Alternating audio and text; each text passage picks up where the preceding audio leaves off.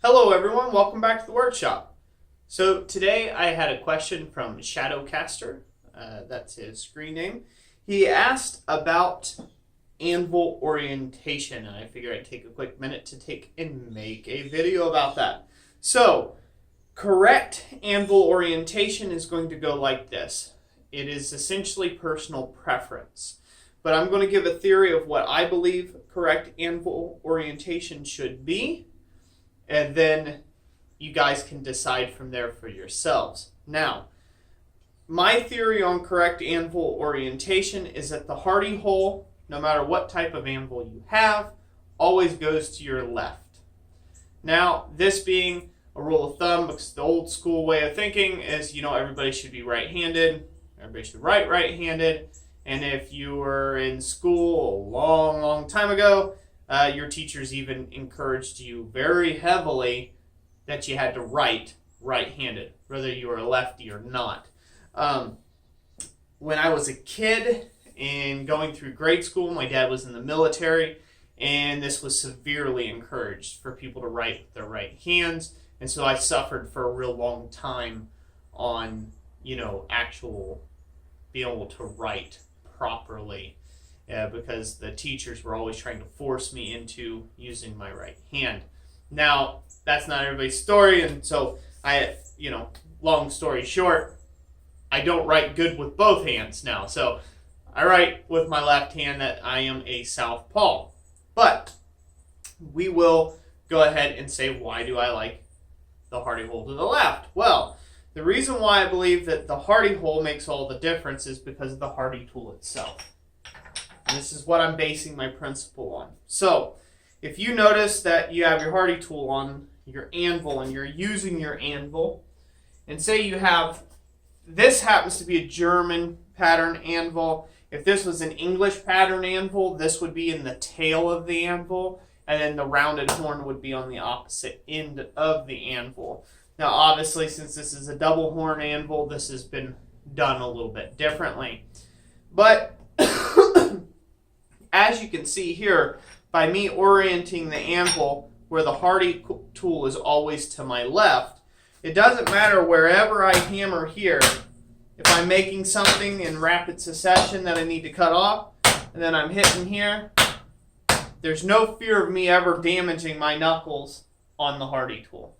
Now, say this was flopped back around, and this hardy tool was somewhere here to the right, and you cut something off, bing, and then you're hammering, boom. There you go. You just lost some digits. They're waving at you from the bottom of the anvil. So that's why I believe the hardy hole should dictate the anvil direction, the way it faces. Now, there's something else that goes into that. How are you comfortable with using the horn or bending rings or things like that? Now, I know a lot of guys, they want to pick one side or the other. They feel they're more comfortable. Obviously, if you're a right-handed person, it's more natural for the horn to be to the right anyhow. It's easier to bend stuff like this than it is to bend stuff where your knuckles are right here at the anvil as you're going. You have no reach here. You're hitting your anvil before you bend here. So, how do I overcome this? I simply walk around the other side of the anvil if I need to. Olga here, she's a 465-pound anvil, and so it provides plenty of space for me to move around. And a lot of times with an anvil this big, you can't reach all areas that you need to reach just by standing in one spot.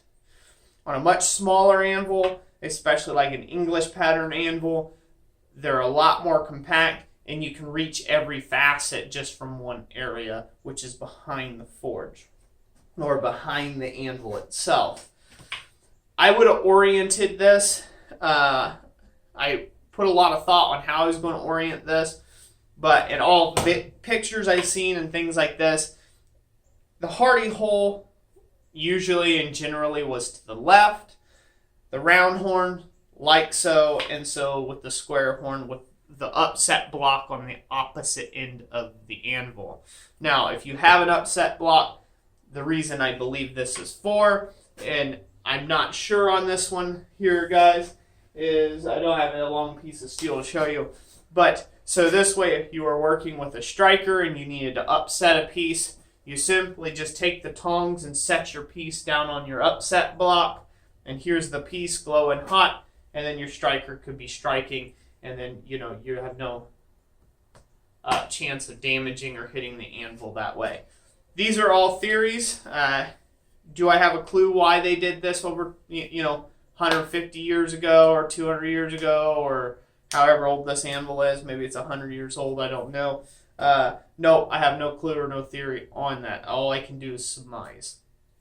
In my own personal shop, I always keep and dictate the anvil position to where the hardy hole's at, because sometimes you forget it's there.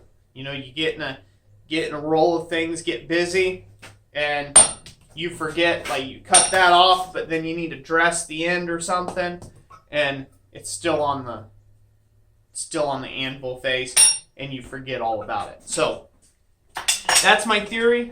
Hopefully that helps somebody out there when you're trying to decide which way to face this thing. I say try it both ways and see what works best for you. If you got any questions, you can put them down in the comment section down below, and I will try to take and get to them either in a live stream or when I do like a Q&A live stream, or in another video response like this. So thank you, Shadowcaster, for asking the question. God bless you all, and we'll catch you on the next one.